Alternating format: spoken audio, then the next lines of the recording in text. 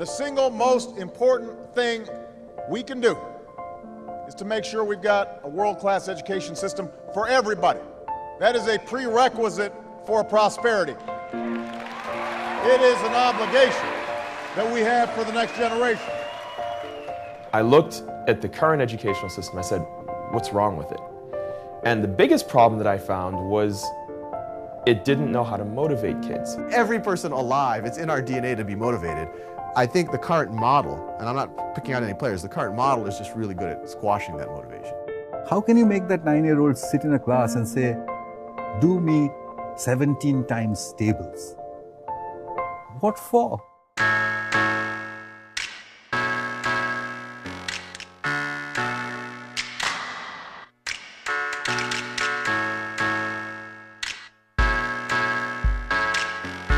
What if I were to say that arithmetic, as we teach it today, is an obsolete skill? Okay? The whole world will erupt if I say that, because they will say, reading, writing, arithmetic. That's the core of whose education? Core of the military education. Go back 200 to 300 years in this country and say that, 300 years later, no one's going to teach anybody how to shoot a gun, and no one's going to teach anybody how to ride a horse. And the teacher is going to say, but, those are basic life skills. This guy will get killed when he moves out. And you have to say, no, ma'am, the world will have changed. These things will become sport.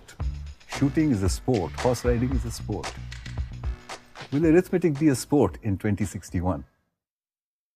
Let's say I have 3x is equal to 15. For anyone who doesn't know what Khan Academy is, it's most known for this collection of videos that I've been making for really the last 5-6 years. Everything from arithmetic all the way through calculus and biology and all the rest. It can be used for individual learners, or it can be used in the classroom so that every student can work at their own pace. My videos are definitely not the state of the current art, right? They're a few steps behind that. But I think that's the mistake that most of the education technology has been going in, is that they just want to take what's already there in the current existing model and just use the latest technology to make in their mind, a more refined version of that same thing. But they're not changing the content fundamentally. If the content's really interesting, and it really is, I don't make a video on something unless I find it fascinating. And if the content is truly fascinating, it should be reflected in the energy of the voice of the deliverer, and it should be obvious to the student. They shouldn't have to have a rap song about a parabola to get excited about it.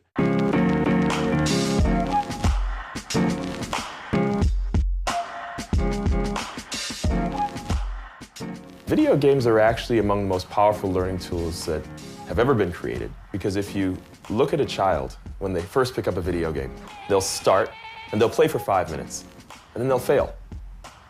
Pick themselves up, start again, play for 10 minutes. They fail. And they will do this 500 times before they finally succeed and master the video game. Learning things all along the way, completely self-motivated. And while I don't always endorse the notion of instant gratification, I certainly endorse the notion of relevance. In education, we provide problems separate from the relevance or the context in which they need to be used. That's one of the reasons why students are so disengaged. In the video game world, it's all about exploration. You solve a problem when you bump into it, and in fact, that provides the relevance for solving the problem.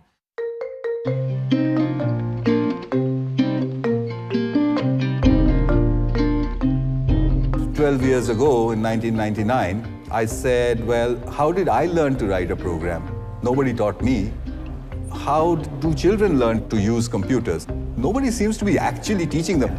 So I stuck a computer in a slum wall, a nice big computer in those days with a nice big broadband connection, in front of children who had never seen computers before, hadn't heard of the internet, had no clue what was going on, didn't know English. And they started browsing in about 5 or 6 hours' time. And then it happened over and over and over again everywhere, until the experiment kind of burst out onto the world media with this statement that children anywhere in groups can teach themselves to use a computer. There appears to be no limit to this, that children can teach themselves almost anything if given the internet, given the permission to interact with each other, and given the absence of the teacher. The absence of the teacher in the presence of the internet can become a pedagogical tool.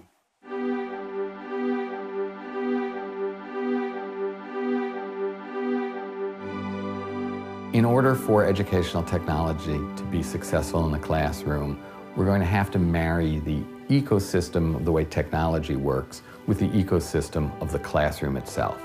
The goal of this is to get teachers doing higher order things and let the computers do the more basic things of is 2 + 2 = 4 and all of the practice that is necessary.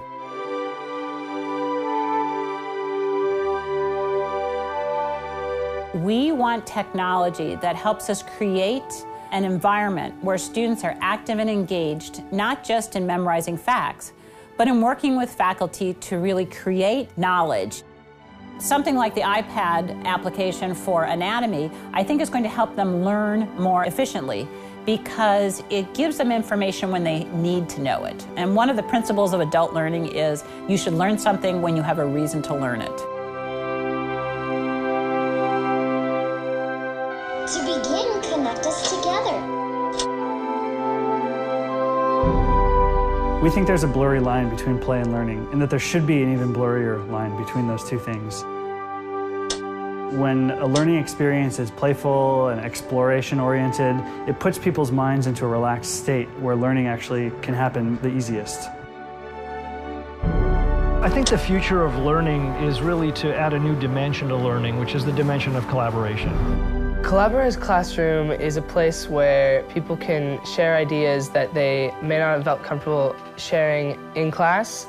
There's always some kids that are shy or they don't want to raise their hand in class, and when you're told to do it at home, you can actually see their opinions and you get to know them as a person better.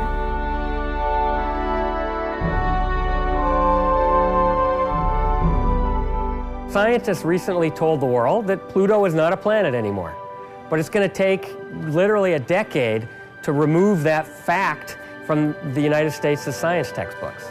With connections, because anyone is able to improve on the materials and keep things up to date, we can make that change in 10 minutes rather than 10 years. We hope that what we're doing is going to create a far more diverse group of university students because they will come to the university with just so much more self-directed knowledge, so much more passion and information about what they want to do. That's the future.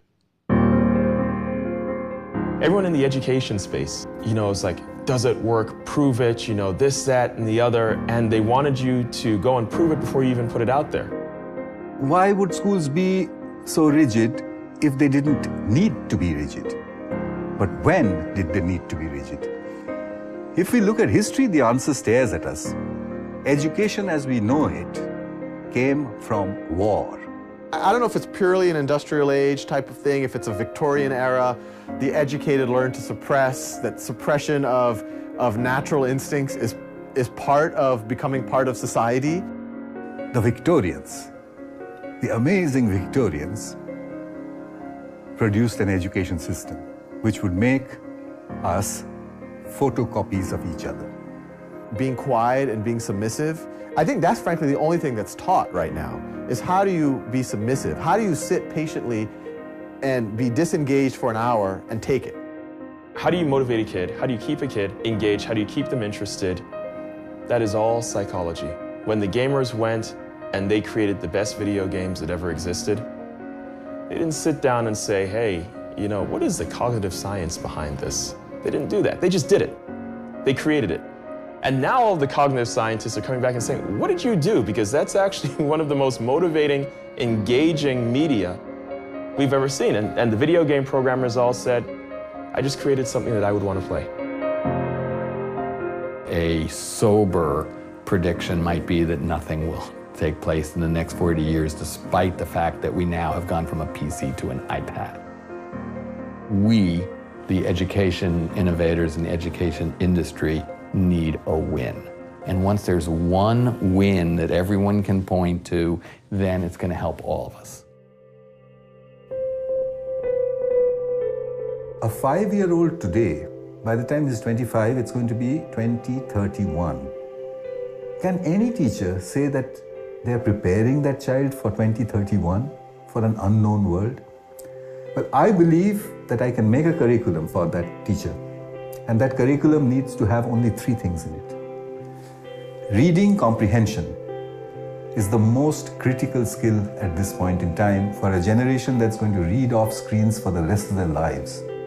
Information search and retrieval skills. If people know what are keywords, follow a link or not, it's a key skill. If arithmetic is an outdated skill, this is the skill that will replace it. And finally, if a child knows how to read, if a child knows how to search for information, how do we teach them how to believe?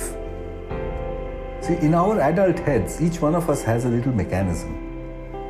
It comes from different places. You and I have different mechanisms of how to believe. Sometimes we say, this is obvious.